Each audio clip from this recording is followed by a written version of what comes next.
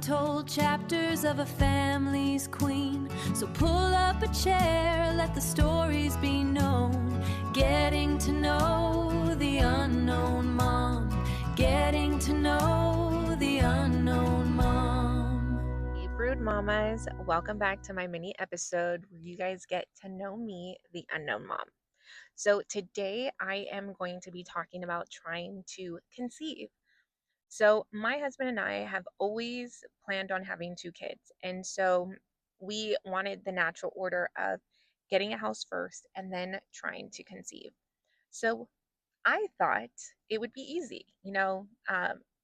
Everyone talks about how people just get pregnant. Like, you just get pregnant. It just happens, right? So it's like, how hard can it be?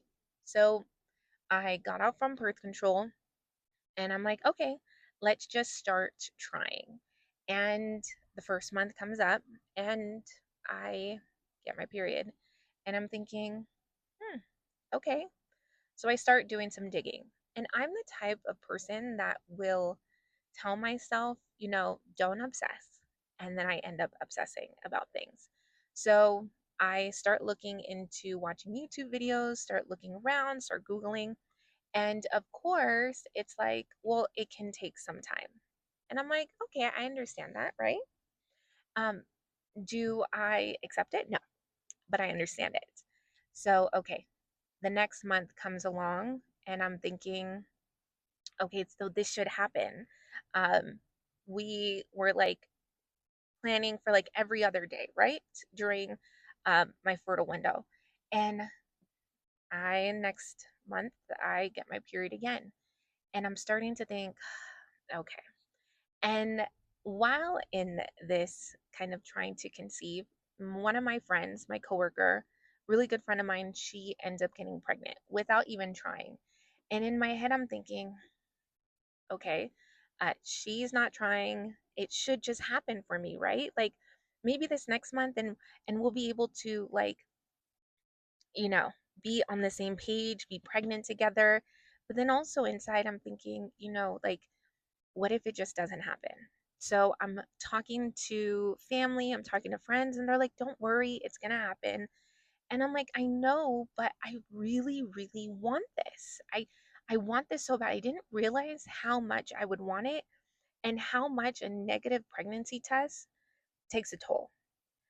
Everyone talks about the excitement of a positive, but no one talks about the kind of the gut punch every time you get your period or you take a test. So every time I would do the 2 week wait, everyone talks about the 2 week wait. And then I would start testing early. And I'm like, okay, negative, okay, negative, okay, negative. And that sigh was, and feel it's such a deep sigh of just always getting that negative pregnancy test. And I thought, you know what? Okay, let's let's not let's not focus so much on it. So I told my husband, I'm like, you know what? If we get pregnant, if we don't get pregnant, maybe we'll try the ovulation strips. But we're just gonna kind of go with the flow. I told myself that, but I didn't because I was still tracking. I was still looking at the dots on my app, like, okay, so this is when I should be ovulating, this is when I shouldn't be ovulating. And I was telling everyone that I was going with the flow, but deep down inside, I was checking. I was checking every single day, like, okay, is this what's going to happen? Is this not what's going to happen? So I remember uh, the day I got my positive with my first. And I came home and I was like, you know what? I had a hard day at work and I need a glass of wine. And I'm like, you know what? Let's take a test just in case. Like you never know. You never know. I just want to have a glass of wine. I just want to be safe. I think it's a negative. I haven't felt anything. No symptoms. Everyone talks about like you feel nauseous or you have to go to the restroom or nothing like that. And I remember my husband, like I would go to the restroom in the morning and I don't know if I'm allowed to say it, if it's like too much, but I had so much pee in the morning. I'm just gonna say it. And that was like, my husband even noticed, but I was like, oh, I had water throughout the night. Like, what's so that was like the only thing that we noticed afterwards, finding out the positive. But I went to the bathroom. It was after work, it was in the evening. And you're supposed to test first thing in the morning. And I'm like, I'm not going to have anything, but I just want to be sure. And I flipped it over and it was positive. And I just, so shocked. So I ran downstairs and my husband was on the phone with someone and I said, "You need to hang up." And he was like, "Okay, is everything okay? Is everything okay?" And I told him, I was like, "It's positive. We're pregnant." And the joy and the excitement, it gets me a little emotional now because it's so exciting to get that positive, just and to realize I was going to have a baby and this is everything we planned for. And I'm like, oh my gosh, it's here. And so excited. And I called a couple of people to tell them. And then I started planning how to tell my parents, how to tell like, it was just so exciting. But then you start thinking, okay, is this going to stick? Because everyone talks about that and you need to wait. So, of course, there's that worry. And my beautiful baby girl, my oldest, is here. And it just brings me so much joy. I will say, going into my second pregnancy, she was also planned.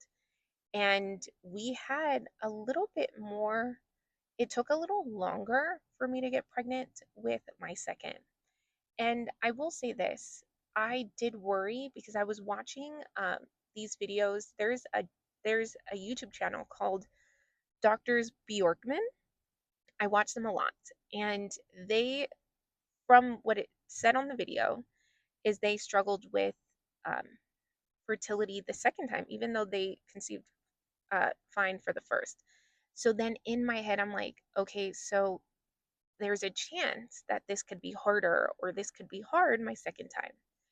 And what ended up happening was we were trying and we were still getting the negatives. We were still getting the negatives. And then, of course, my best friend gets pregnant. And I swear every time I'm trying to conceive, someone close to me gets pregnant. And I'm excited for them, but I'm also bummed, not bummed out that they're pregnant, but sad because it's something that I'm like longing for. And then I felt guilty for longing for another pregnancy when I had a healthy baby at home or a healthy 1 year old. And it's this conflict, like it's so conflicted because you want, and then you also think about other people and their pregnancies and people who are struggling to even conceive. And I'm starting to feel, okay, I don't want to feel selfish. Like, not I don't want to feel selfish, but I feel a little bit selfish for being sad that I'm it's taking me a little longer to get pregnant with my second born. And we ended up getting a positive pregnancy test, and I was actually a little bit of ways from getting an infusion for my multiple sclerosis that I do have. And so I can't get the infusion if you're pregnant. So I called my neurologist and I said, hey, I just got a positive pregnancy test. Can you confirm?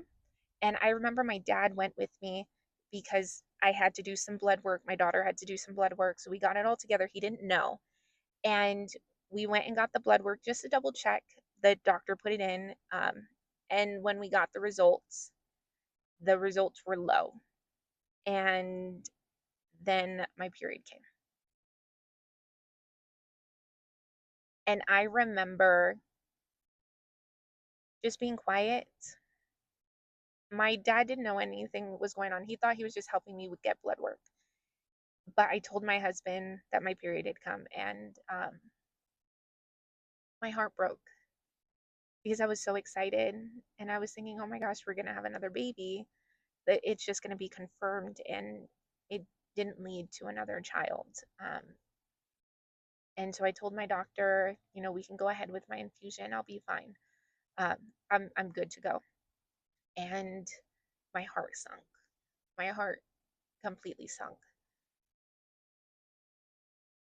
But I would, and I, I kind of felt like maybe I shouldn't be sad, and I feel guilty for being sad because I still have another child at home.